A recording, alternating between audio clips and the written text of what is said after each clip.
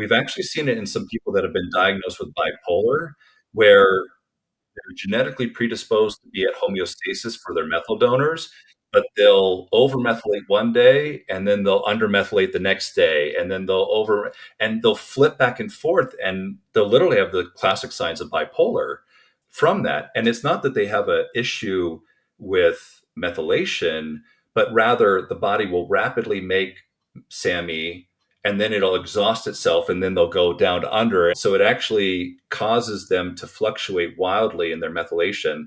MTRR with the vitamin B12, that's something I've done a lot of research on. Here again in the US, when they enrich foods, they don't add methylcobalamin or adenosocobalamin, they add cyanocobalamin. And those cyanocobalamin is readily absorbed. It competes and is not usable. Like the body struggles to use the cyanocobalamin, but it will outcompete methylcobalamin and adenosocobalamin. Your body actually has to strip it down to even use it. And so it becomes a disruptor when you're using that synthetic. My wife had B12 issues most of her life, and she kept getting B12 shots, but they were giving her cyanocobalamin. Once she started getting methylcobalamin, she started doing a lot better because of the MTRR gene issues that she had. So, fascinating. But B12 is such an important part of the whole process. So, James, what about BHMT? So BHMT is the betaine gene. Here's one of the things we've interestingly found. There's two ways to make SAMe. One is the classic way of taking folate, vitamin B12, a couple other, important elements like zinc, and making SAMe. But there's an alternative pathway. Now, this pathway is only turned on in the liver. It's not turned on in the rest of your cells, but the liver has this gene turned on. And it can turn choline into betaine and then betaine into SAMe.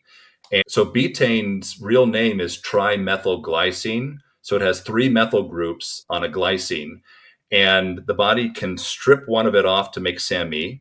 And then it takes the dimethylglycine and kind of puts it in the other part of the methylation pathway. And then it can use that second methyl group to do so. So betaine, we've used it sometimes when our kids back in the day had to eat some food with folic acid in it. We've actually given them betaine, and it's temporarily corrected that problem because it's a secondary pathway to make SAMe. And so it kind of alleviates some of the problems that folic acid causes with that. Now, some people can have issues with that gene as well.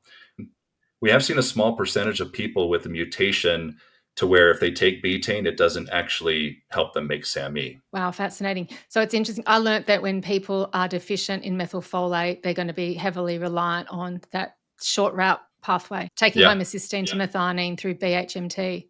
That's interesting. And then you're just churning through your choline, and you need that full phosphatidylcholine, don't you? So you can end up just deficient in choline and folate. So folic acid is such a problem.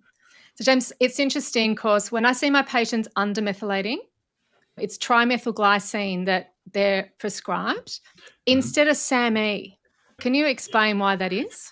Yeah. So SAMe, at least here in the US, I'm not sure where else, but SAMe is usually only prescribed in 2 doses, 200 milligrams and 400 milligrams. And I know in other countries, it's actually prescribed as a pharmaceutical. Here in the US, you could just get it over the counter.